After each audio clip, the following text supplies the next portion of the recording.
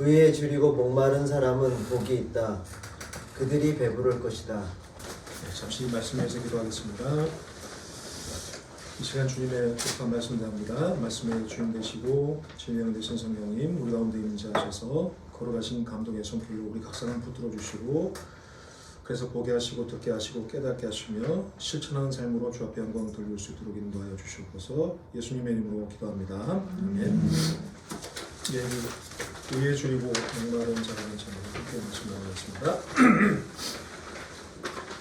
오늘 말씀은 산상수훈의 한 부분을 그 내용을 합니다. 그래서 본론에 들어가기 전에 앞서서 먼저 본문에 대한 이해를 높이기 위해서 간단한 추적적인 설명을 하고자 합니다.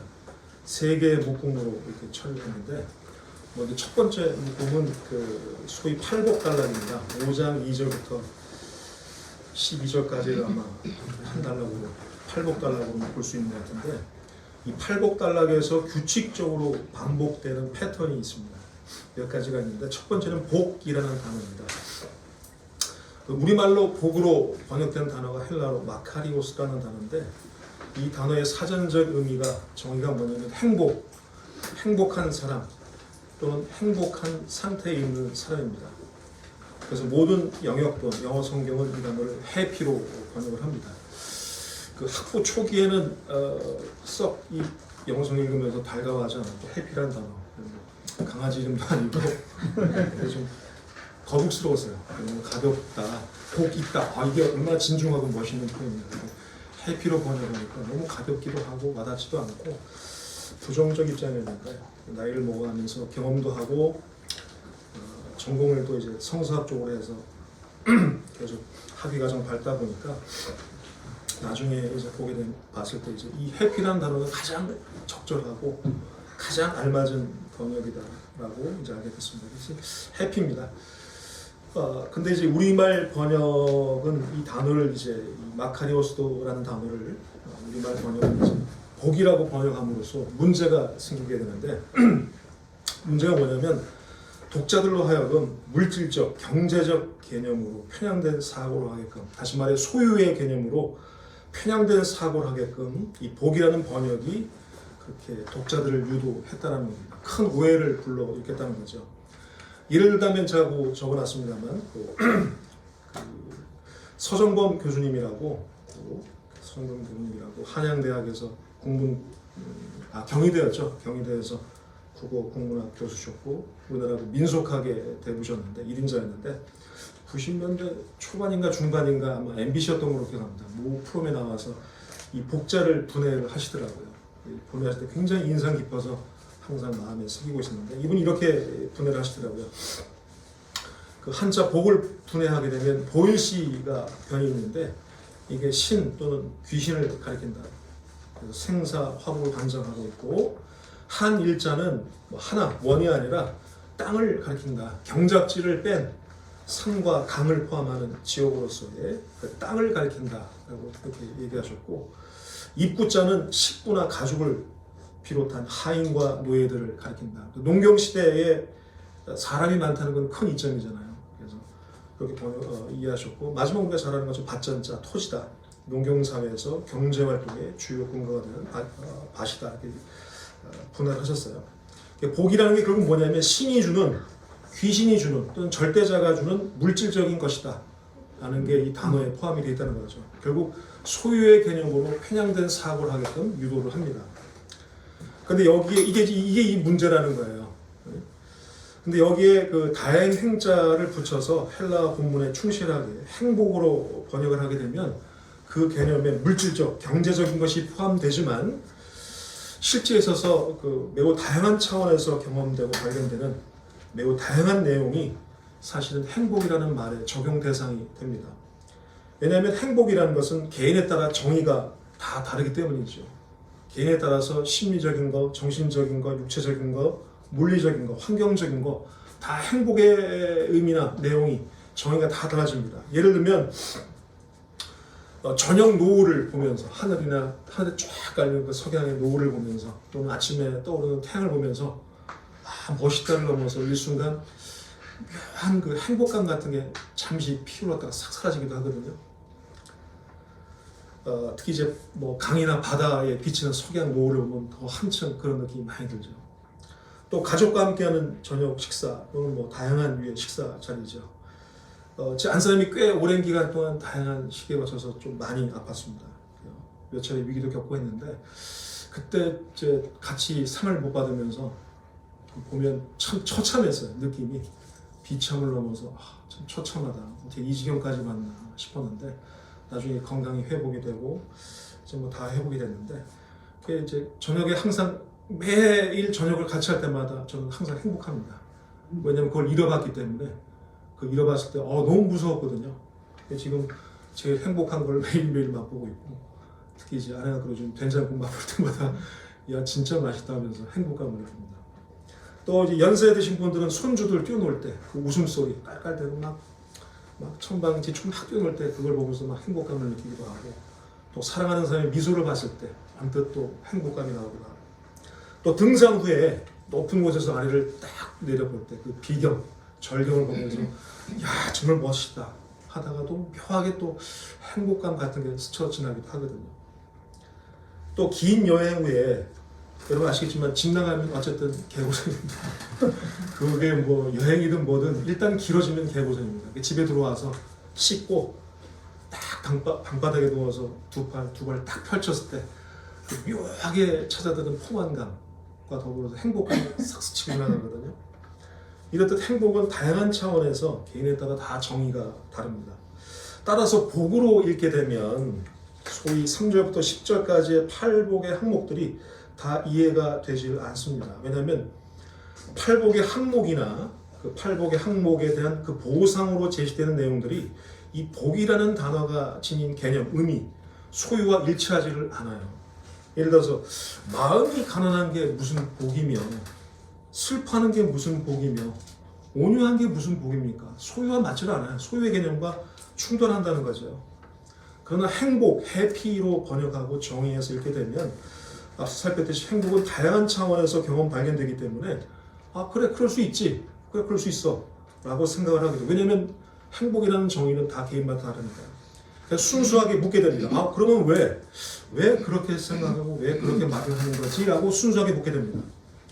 따라서 이 팔복을 나중에 여러분들이 마태복음 읽으시면서 팔복 말씀을 대할 때 이걸 복의 개념으로 생각하지 마시고 이렇게 생각하시면 될 것 같아요. 예수의 8가지 행복론 이라고 생각하고 본문에 접근하시면 본문의 이해가 조금 더 수월해지지 않을까. 안 그렇게 되면 그게 처음부터 막 충돌해요. 이게 무슨 복일까? 이게 도대체 뭐냐 하면서 헝클어진다는 겁니다. 두 번째 패턴은 뭐냐면 줄이고 목마른 자는 복이 있다. 왜냐하면 그들이 배부를 것이다. 이렇게 되어 있습니다.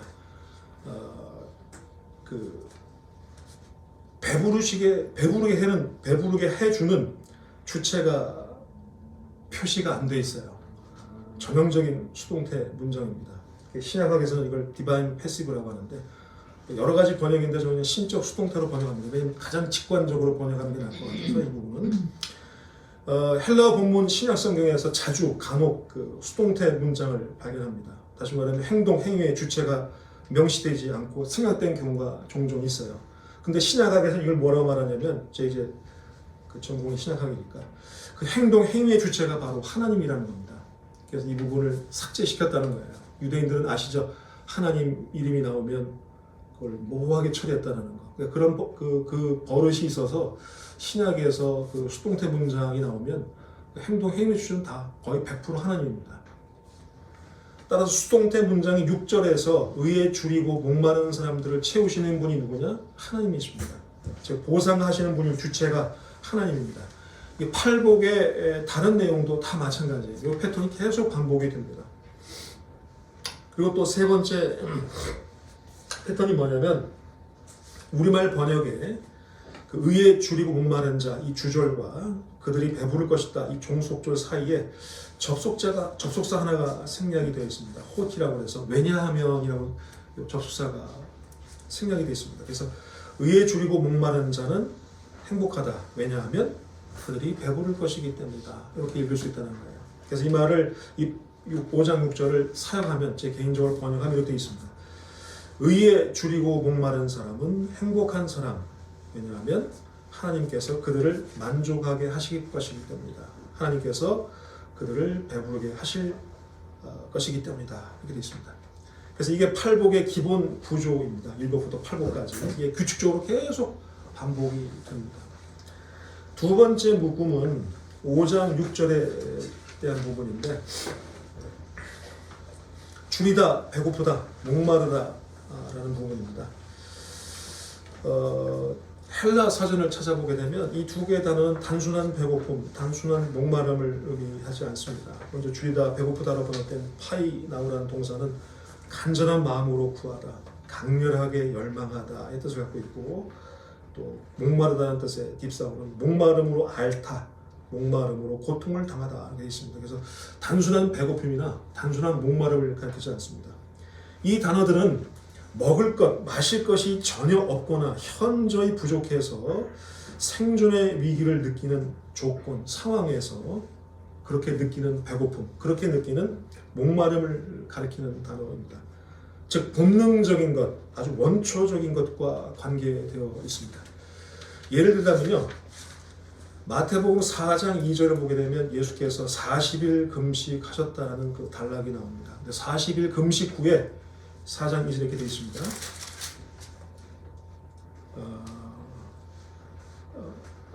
금식하시고 예수께서 시장하셨다. 이 시장하셨다는 좀 표현은 그렇고요. 줄이셨다가 그래도 좀 낫습니다.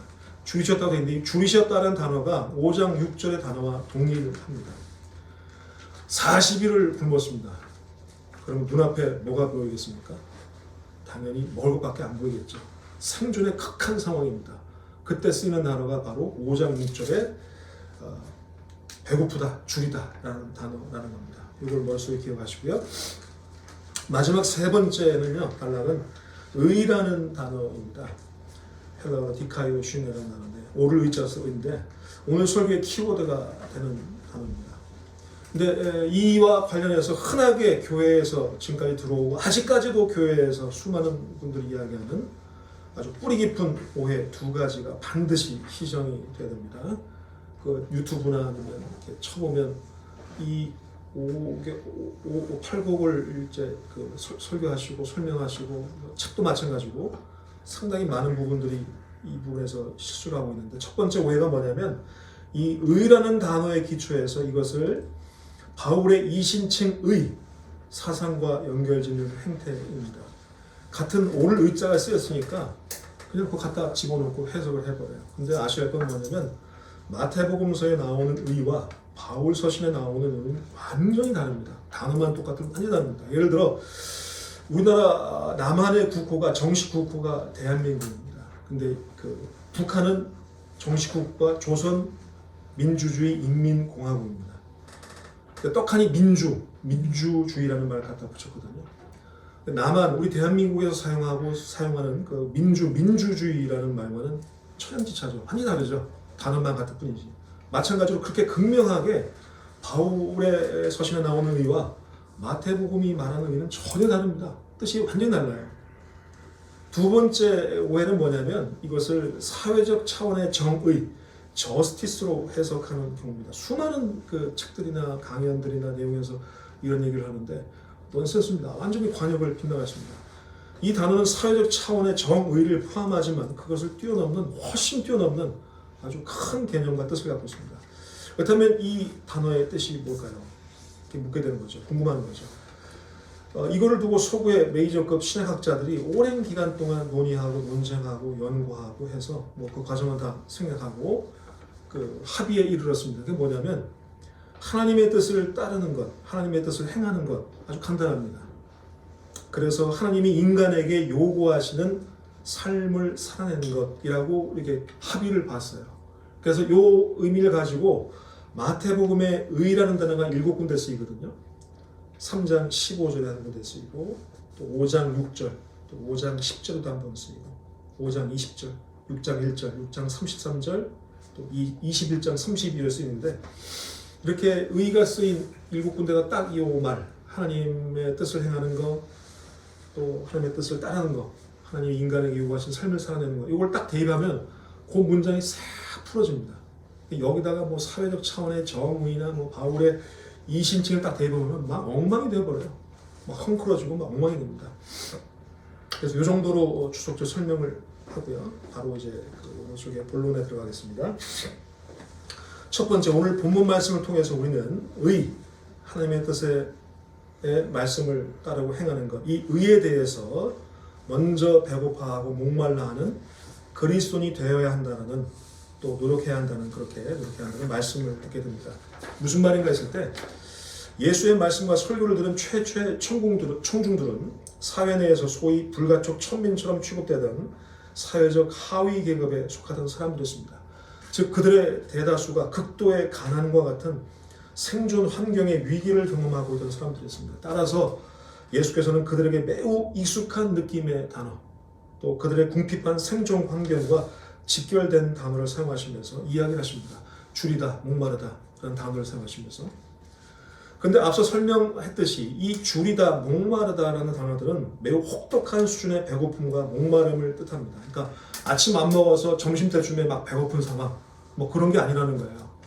아침에 뭐 건강검진 때문에 아시잖아요. 물 안 먹으면 그 물 안 먹어서 막 미치겠다. 물이라도 입에 좀 달겠으면 좋겠다. 그런 목마름이 아니라는 거예요. 이건 진짜 미치고 환장하는 거예요. 환장이 욕이 아니죠. 그 장이 수준을 갖고 나는 미치고 환장하는 배고픔, 미치고 환장하는 수준의 목마름이에요.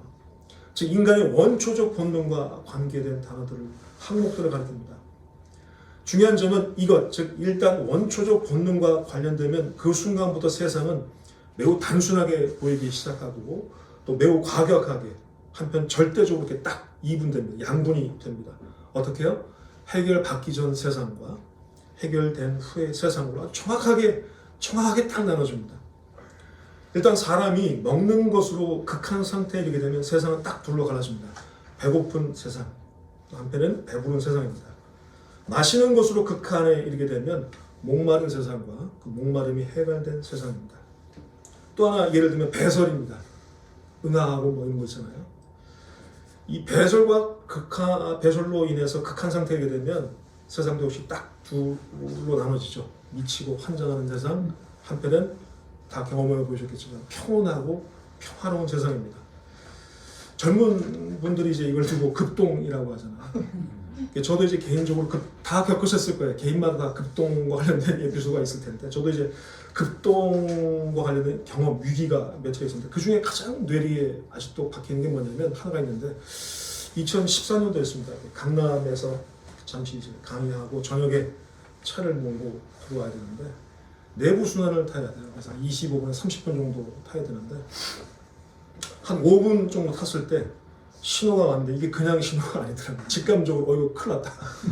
이거는 수분을 많이 먹은 거다. 아직은 수분 함량이 폭발력과 비례하잖아요. 이점이. 근데 이게 보통 수분이 아닌데 이거 큰일 났다. 어떡하냐 했는데, 한 10분 전부터는 진짜 10분 후부터는 막 미치겠는 거예요. 막 운전하면서 막 몸을 들썩이고 막 어쩔 줄 모르고 머리가 다 서고 막 이렇게 막 막 소름이 다 돋고, 한 20분 정도 짧은 시간에, 단시간에 주님의 이름을 가장 많이 외쳤습니다. 주님, 여기서는 안 됩니다. 제발 여기서는 안 됩니다. 마지막에 살려주세요.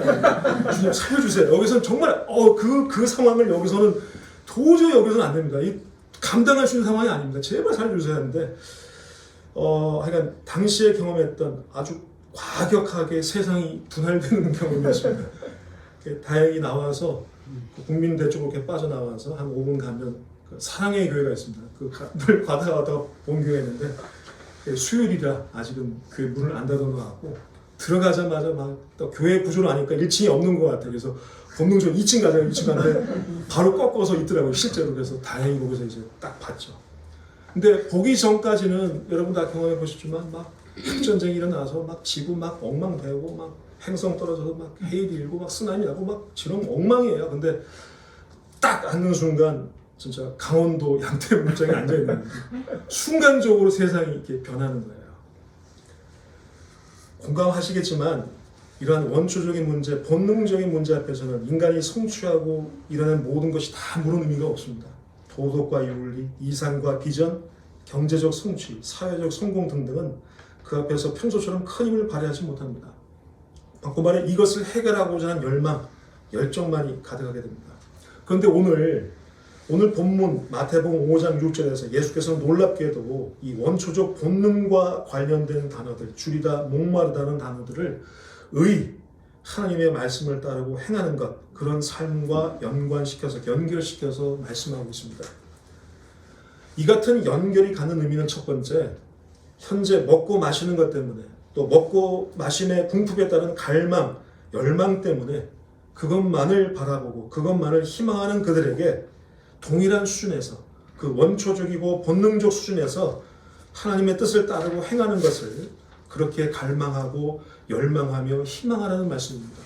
두 번째는 뭐냐면, 현재 먹고 마시는 것 때문에, 곧 먹고 마심의 궁핍에 따른 그 갈망과 열망 때문에 하나님의 뜻을 따르고 행하는 것을 이렇게 잠시 뒤로, 지금 먹는 것이 너무 급해요, 사는 게 너무 급해요 라고 생각을 해서 하나님의 뜻을 따르고 행하는 것을 잠시 뒤로 이렇게 미뤄둘 수도 있다고 생각하는 그들에게, 생존이 먼저다라고 생각하는 그들에게 동일한 수준에서, 그 원초적이고 본능적 수준에서 하나님의 뜻을 따르고 행하는 것이 생존의 문제만큼이나 중차대하다는 것이라는 겁니다.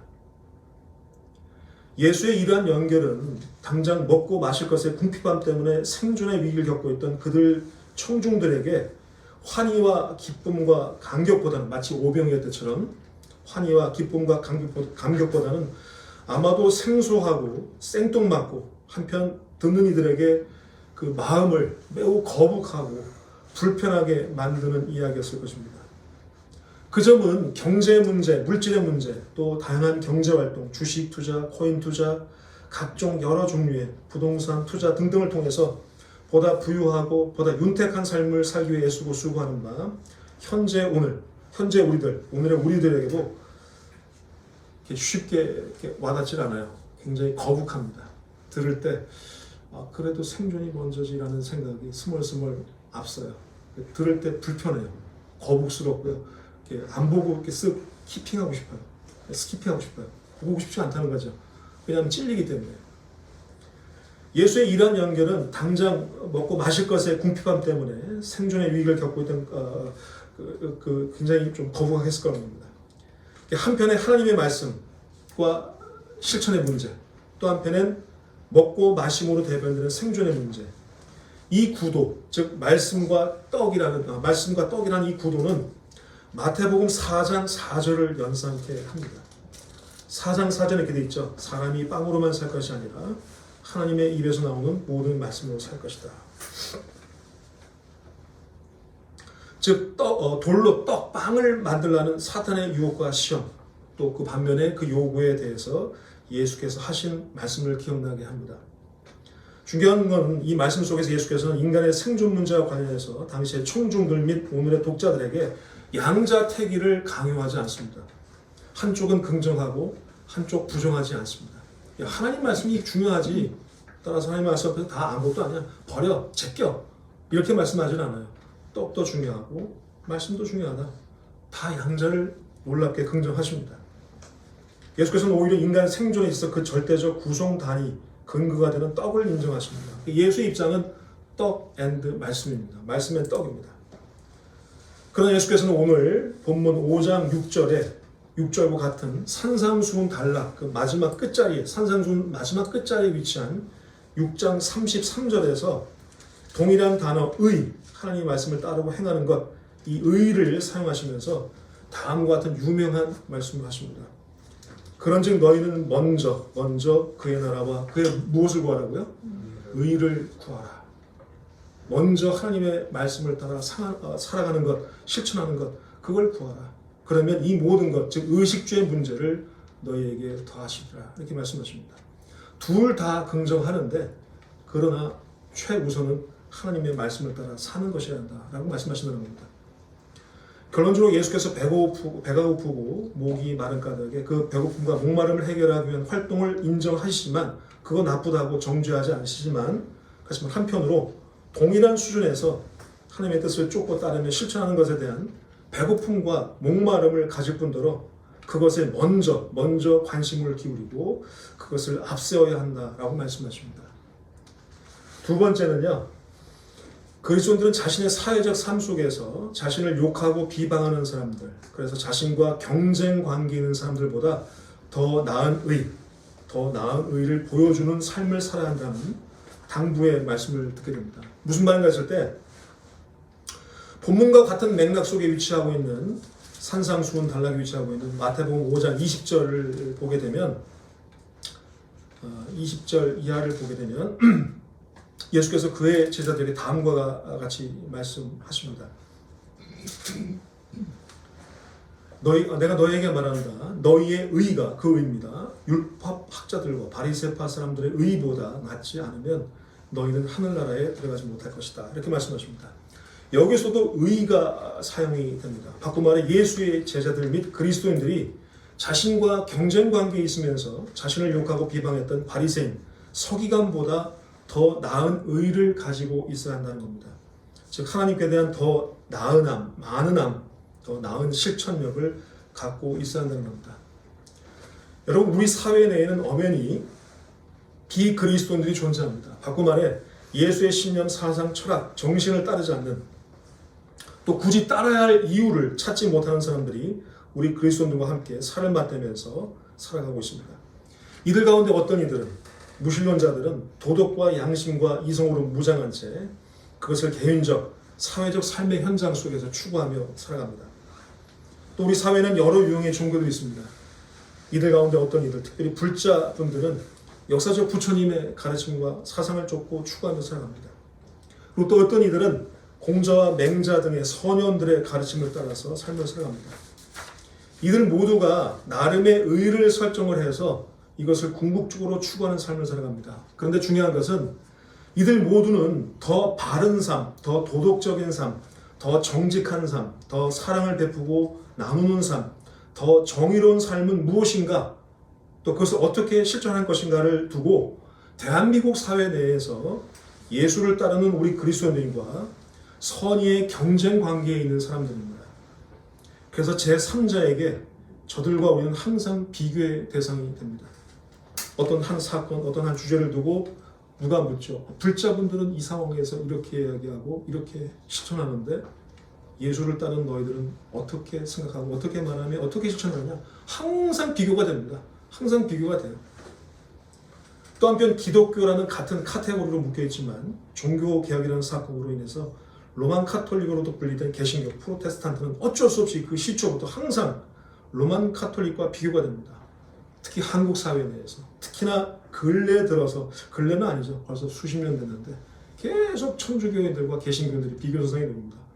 이 일을 놓고 천주교인들, 너희들이 그렇게 막 못 잡아 뜯어먹는, 막 뜯어먹는 그 천주교인들 이렇게 행하고 이렇게 행동하고 이렇게 말하는데 너희 개신교는 어떻게 하고 있지?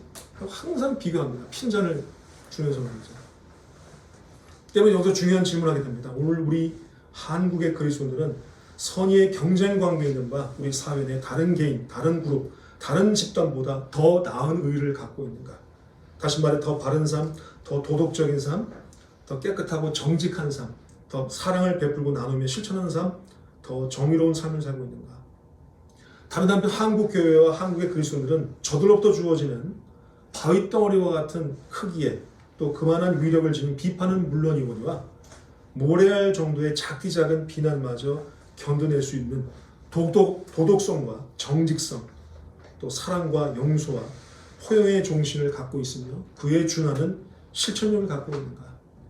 한편 인터넷 포털에서 기독교 관련 주제만 나오면 아주 작정을 하고 작심하고 벌떼처럼 달려들어서 온갖 말로 중상하고 공격하고 비방하는 소위 안티들보다 우리가 더 나은 도덕성을 확보하고 있는가?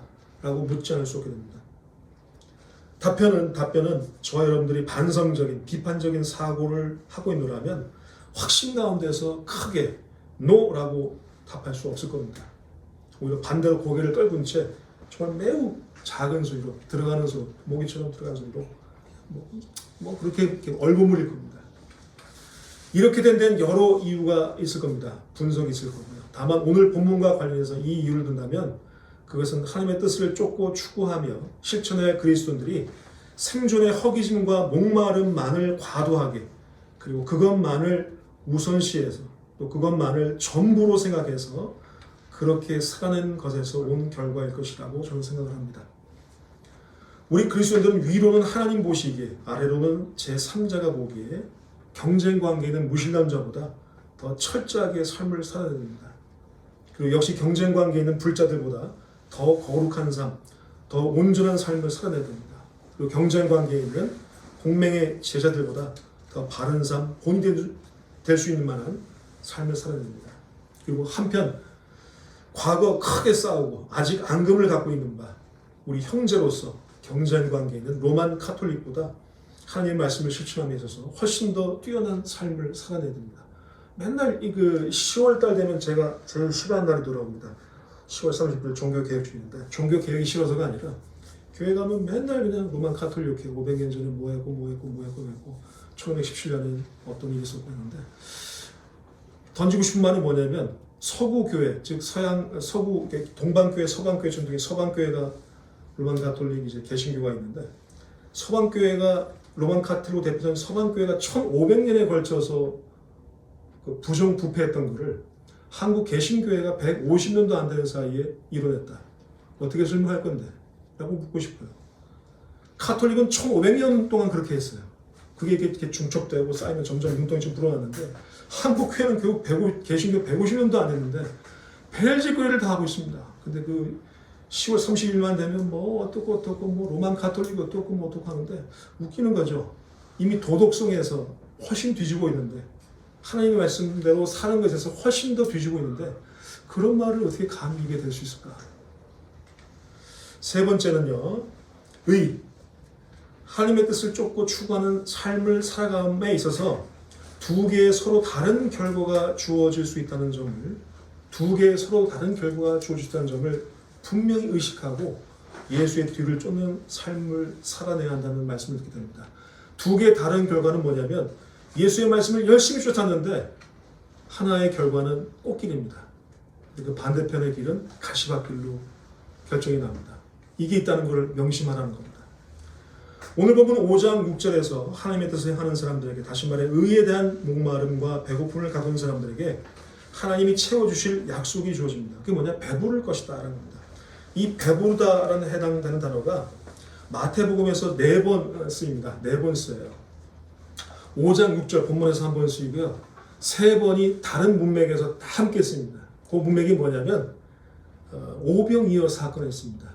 예수께서 떡을 떼고 물고기를 떼서 주시는 장면. 거기서 3번 나옵니다. 이 단어가 4번 쓰이는데 3번이 거기 다 나와요. 근데 오병이어 사건은 상상 속에서 떡을 먹고 물고기를 먹은 게 아니거든요. 아시겠지만 관념상의 물고기 떡을 먹은 게 아니에요. 실제 물리적으로 존재하는 떡을 떼고 물고기를 먹은 겁니다. 아작아작 입으로 씹고 질감, 식감을 다 느꼈다는 겁니다. 실제 배부른 사건이에요. 머릿속으로 야 배부르지 해서 쇠뇌시켜서 그런 게 아니라 실제 먹어서 배부른 사건이에요. 실제 사건과 연관됩니다. 따라서 이 단어의 쓰임새를 생각하게 될 때 그 방법과 내용은 모르겠으나 5장 6절의 이 보상 약속은 상상, 관념 아니면 죽어서 저 피아노의 세계에서 주어질 그런 보상이 아니라 실제 이 세상에 주어질 그 실제 보상을 가리킨다라고 보는 것이 훨씬 더 타당하다는 겁니다. 현세의 보상이라는 겁니다. 그런데 본문이 속한 산상수훈 내에서 동일한 단어, 의를 그대로 사용하고 있는 5장 10절 이하, 바로부터 또 다다다음입니다. 5장 6절 바로 다다다음이죠. 이렇게 나와 있습니다. 5장 10절 이하를 보게 되면 하나님의 뜻을 쫓고 추구하는 그리스도인들에게 한편으로 고난이 주어질 수 있다는 점도 함께 언급이 되고 있습니다. 5장 10절 이렇게요. 의를 위하여 박해를 받은 사람은 복이 있다. 하늘나라가 그들의 것이다. 신약성경 개신교 본문이랑 헬라 본문 이걸 다 따로 처리했는데 저는 같은 맥락으로 봅니다. 11절 이하를. 너희가 나 때문에 모욕을 당하고 박해를 받고 터무니없는 말로 온갖 비난을 받으면 복이 있다. 너희는 기뻐하고 즐거워하라. 하늘에서 너희 받을 너희의 상이 크기 때문이다. 너희보다 먼저 온 예언자들도 이와 같이 박해를 받았다. 이렇게 되어 있습니다. 예수의 최초의 청중들 그리스도인들은 당시 구약 율법에 대한 예수의 새로운 해석, 새로운 설명, 또 새로운 실천을 수용하고 모방함으로써 그 까닭에 당시 유대교로부터 조직적 박해, 비난, 비방을 받았습니다. 다시 말해 꽃길이 아니라 가시밭길을 걸었습니다. 결론적으로 다음과 같습니다. 예수의 뜻, 하나님의 뜻을 쫓고 추구함으로써 때론 좋은 결과를 얻기도 하지만 꽃길, 한편으론 때로는 그 반대로 고난과 장애, 어려움과 시련을 만나기도 한다는 겁니다. 가시밭길을 건너는 겁니다. 후자의 경우 예수의 삶이 그것을 증명합니다.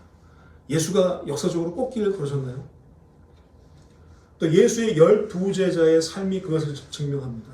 한 명 빼놓고 나머지 다 속된 말로 객사했습니다. 어디서 어떻게 죽었는지도 모르고요. 거두지도 못했고요. 시신을. 또 바울의 삶이 그것을 증명합니다. 다 엉망이었어요, 사실은요. 훨씬 더 그 애가 많습니다. 이 중에 제가 그 하나로 묶인 두 가지 이야기를 하고 말씀을 좀 마치겠습니다. 첫 번째 한 묶음의 첫 번째 이야기는 제가 언젠가 잠깐 설명드렸던 제 선친의 이야기입니다. 초등학교 4학년 때 제가 그 숙제를 받아왔는데 뭐냐면 집안 가훈을 쏘라는 거였어요. 그래서 왔을 때 이제 아버님 그때 당시에는 그 아파트 경비로 이렇게 생활하실 때였는데 퇴근하신 다음에 여쭸죠. 가훈이 뭐냐고 했더니 아버님이 하나 또 공부하신 분이라 멋있게 또 한자로 정직 쓰시더라고요. 근데 느낌은 우와가 아니라 막 실망감 있죠. 너무 뻔하다. 지금은 그런 말 쓰지만 그때는 그런 말 없었지만 너무 급조됐다는 느낌? 뭐 그런 거였어요. 갖다가 붙였구나 느낌에서 약간 실망했어요. 좀 더 길거나 좀 더 멋있을 줄 알았는데 정직이가 쓰였길래 예 이런 말 했거든요. 근데 이제 6학년 좀 넘었을 때 아버님이 이제 살아오신 얘기를 하더라고요.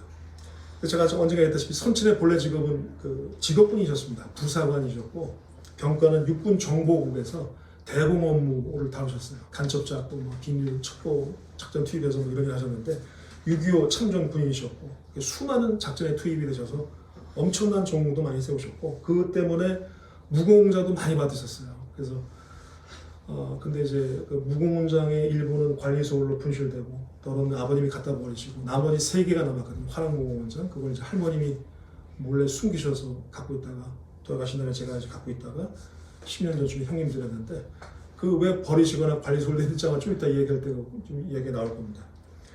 50년대 그 일군 사령부내에서 꽤나 부사관이었음에도 불구하고 워낙 혁혁한 전공이 많아서 이름이 높았던 군인이었습니다. 그러나 전쟁 직후였기 때문에 경찰력이 미치질 않아서 강원도 지역의 치안까지 담당하셨는데 부사관으로는 도저히 쌓을 수 없는 화려한 스펙을 쌓았어요. 근데 50년대 말 첩보 하나를 정보원으로부터 입수했습니다. 그게 뭐냐면 강원도 도내에 그 가짜 휘발유가 유통된다는 것입니다. 수사에 착수했고 그 과정에서 이 당시 이 물류가 군부대에서 흘러나온 것임을 알게 됐습니다. 수사망이 좁혀지면서 깃털이 아닌 몸통이 드러났는데 그게 지역 사단장이었습니다. 별 3개짜리. 그러니까 부사관 대 중장의 싸움이었던 거죠. 이후에 이제 저들이 이제 그 수사가 자기한테 미쳤다는 걸 알고 온갖 회유와 협박을 합니다. 집무실에 들어와서 권총을 대고 쏘아 죽이겠다고 뭐 협박을 하질 않나. 결국 마지막에는 그 퇴근 시간에 귀가 때 맞춰서 이제 찝차를 납치를 하고서 아버님을 납치해서 전방 GOP 한 초소에 물 한 병 주고 감금을 시켰습니다. 이게 그 당시에 그 급하게 돌아간 상황 속에서 식구들이 가족들이 아버님이 이제 퇴근 안 하시니까 놀란 거예요. 그 다음날 여기저기 군내 지인들을 통해 수소문 해보니까 거기 있다. 근데 이제 빼내올 수는 없었던 거죠. 그래서 이제 줄을 연결해서 당시 육군 내에서 실세였던 그 장모 장군님이 계십니다. 그분에게 선이 닿아서 그분의 백으로 속된 말로 그분의 백으로 풀려나요. 그래서 수사가 진행이 되고 결국 주동자 모두가 다 기소가 되고 그 결과로 거기에 연루된 수십 명이 십수 명이 다 군복을 얻게 됩니다. 이분들이 크게 앙심을 가졌겠죠. 그런데 5.16 이후에 이 장모 장군님이 잠시 이제 속된 말로 얼굴마담으로 실세로 딱 떴다가 1년도 되지 않아서 실각 수청됩니다. 이거 바꿔 말하면 졸지에 저희 아버지한테는 방어막이, 보호막이 사라졌어요. 그리고 군 내에 있던 인적 자원을 이용해서 이 사람들이 보복을 가하기 시작했습니다. 첫 번째 보복이 뭐였냐면 그 아버님의 병가를 일반 보병 부사관으로 바꾸는 거였어요. 군 정보국에서 보병으로 바꿔버렸어요. 그러니까 실권이 없어진 거죠. 그리고 전국 각지에 힘들다고 하는 그 지역으로 발령 배치해서 뺑뺑이를 10년 동안 이렇게 돌립니다. 마지막에 이런저런 누명을 씌워서 그 선친도 군복을 벗게 되는데 사회에 나오셨을 때 계속 보복이 이어집니다. 그래서 회사에 취직하면 알 수 없는 이유로 퇴사를 당하고 또 장사나 사업을 시작하면 그게 꼭 마지막에 가서 끝이 안 좋게 폐업을 하게 되고 그분들이 계속 그 나쁜 손길을 이렇게 미치셨던 거예요. 결국 선친께서 이 일 전전하시다가 마지막에 아파트 경비를 하실 때쯤에 이제 저들의 그 징후에 찬 관심의 손길이 그쳤습니다. 이 사건은 선친 개인에게나 저희 가족 모두에게 트라우마였습니다. 지금도 계속 트라우마예요. 이후에 가족들이 엄청난 고생의 길, 가시밭길을 모두가 걸었습니다. 한때는 다 뿔뿔이 다 터져 있었고 아버님의 자식 중에 그 배고픔과 추위를 겪지 않은 사람이 없어요. 선친께서는 이 일이 가져온 충격을 평생 안고 사셨습니다. 이걸 극복을 못 하셨어요. 평생 이렇게 뭔가 뵈면 뭔가 이렇게 우울하고 뭔가 항상 우울하셨어요. 항상 우울하셨고 그늘이셨고 나중에 5, 6년 동안 투병하시다가 암투병하시다가 60세에 이렇게 돌아가셨는데 이게 왜 큰 문제가 되냐면요. 신학적인 문제예요. 무슨 문제냐면 신앙에 기초한 양심, 정직을 가지고 일을 밀어붙였습니다. 그리고 거기에는 하나님이 분명히 개입할 거다. 하나님이 내 편이 되실 거다. 하나님의 간섭과 인도가 있을 것이다. 보호를 믿으며 진행했는데 결과가 예상 밖이었죠. 아주 비참할 정도였거든요. 이걸 직접 듣고 그 사건이 가정과 가족 전체에게 가져온 후폭풍을 직접 몸으로 겪어했던 저로서는 머릿속에 하나의 아주 강한 인이 박힙니다. 그게 뭐냐면 이거예요. 오늘 말씀 관련해서 예수 말씀대로 살면 하나님의 말씀을 쫓아 살게 되면 반드시 피곤다. 반드시 희생이 따른다. 반드시 고난받는다. 반드시 가시밭길 걷는다. 그럼에도 나는 간다. 이거였습니다. 그럼에도 그게 뭐든 간에 불효불굴의 의지를 갖고 뚫고 나간다. 이거였습니다. 선친이 겪어내신 이 사건과 이 후폭풍은 제 인생관, 가치관, 세계관 기저에 놓여있고 제 신학관을 지배합니다. 설교나 성경공부 준비해서 만들어서 할 때 다 이게 반영이 됩니다. 그런데요. 두 번째 얘기입니다. 2016년도에 그 작은 성경공부 모임에 잠시 참여해서 그 모임을 잠시 인도할 때였어요. 멤버 가운데 50대 중후반의 여성분이 참석하셨거든요. 초신자셨어요. 몇 주 동안 잘 진행되다가 오늘 말씀과 비슷한 주제가 나와서 역시나 이렇게 잘 인이백이 툭 나오잖아요. 그러니까 예수의 말씀대로 살면 고난이 있다릅니다. 그거 알고 각오와 결심을 가지고 믿고 따라야 됩니다. 그랬더니 그분의 리액션이 뭐였냐면 대경 실색이었습니다. 말 그대로 너무 놀라고 얼굴이 정말 얼굴색이 변하는 거였어요. 굳어지는 거였어요. 왜냐하면 자신의 가정은 본래 불교이자 무속과도 밀접히 연결되어 있다는 거였습니다. 가정에 안 좋은 일이 연이어 계속 터지고 또 오랜 시간 동안 지속되다 보니까 알고 지내던 무속인 분이 당신이 신내림 받아야 돼. 신내림 받아야지 여기서 풀려날 거야. 자꾸 강요라고 권유를 하더라는 거예요. 그래서 무섭고 두려워하던 차에 기독교로 개종하면 이 모든 것에서 풀려나 자유롭게 될 것이라는 이야기를 듣고 기독교 신앙으로 전향을 했다는 겁니다. 그런데 그런 무섭고 두려운 상황을 벗어나기 위해서 예수를 믿었는데 그 자리에서 제가 예수 믿으면 고난 받을 거예요. 네? 지금까지 비 많이 맞으셨죠? 여기서 더 큰 비 맞을 거예요. 뭐 이렇게 해버린 거예요. 그 자리에서. 그러니까 얼마나 무섭다. 굉장히 무섭다라고 얘기했어요. 그때. 너무 무섭고 두렵다. 네? 그거 피해서 왔는데 여기서 그걸 맞아야 되냐. 근데 그분의 말씀을 듣고 제가 너무 큰 충격을 받은 거예요. 뭐라 답변을 못하겠다고요. 못하겠더라고요. 정말 한동안 큰 고민을 안겨줬습니다. 굉장히 그 답변을 못하는 그 상황이 저한테 굉장히 또 기분이 상했어요. 자존심도 많이 상하고 그럼 뭐 초신자를 위해서 따로 복음이 존재해야 돼? 막 화도 나고 네? 말도 안 되는 소리야. 근데 이게 오해더라고요. 왜냐하면 모태신앙인 저는 회심 경험이 없습니다. 회심의 과정이 뭔지를 몰라요. 즉 회심이 어떤 이유 때문에 시작이 돼서 어떤 과정을 거쳐서 어떻게 결론 맺는다. 이걸 몰라요. 왜냐하면 제 아들까지 4대째 신앙을 읽다 보니까 그걸 몰라요. 그 모태신자는요. 각성을 통해서 전환합니다. 머릿속에 전구가 깜빡깜빡깜빡 그렇다 깜빡깜빡 하다가 갑자기 엉뚱한 10만 초가 확 켜지는 순간 그때 신앙으로 죄정을 합니다. 근데 회심은 다른 프로세스가 있는 거죠. 그걸 제가 몰랐던 거예요. 전혀 모를 수밖에 없죠. 경험해보지 않았습니다. 근데 아마도 회심의 경험이란 추측하건대 어두운 곳에서 밝은 곳을 찾아 나오는 경험일 거라 생각을 합니다. 근데 인생에 밝은 곳을 찾아 나온 분에게 어두움이 지속될 겁니다. 얼마나 놀랐을까. 제가 이렇게 바꾸는 거 생각해 보니까 내가 참 생각이 짧고 경솔했구나 생각했습니다. 왜냐하면 한국 교회 주류가 지금까지 내세웠던 번영신학, 성공신학, 예수 믿으면 무조건 100% 꽃길이다 라고 했던 데에 대한 반감, 그 저항감이 너무 컸기 때문에 그 반대편의 입장을 제 경험 때문에 강화했던 그 제 모습이 이제 드디어 보이기 시작했던 거예요. 내가 정말 짧고 경솔했구나. 정말 그건 아집이었고 그건 고집이었구나 라고 생각하게 됐습니다. 예수를 믿고, 아멘이시죠? 예수를 믿고 쫓게 되면, 하나님 말씀대로 살게 되면 결과가 어떻게 나옵니까? 꽃길 아닙니다. 꽃길도 있고요, 가시밭길도 있습니다. 둘 다가 다 맞습니다.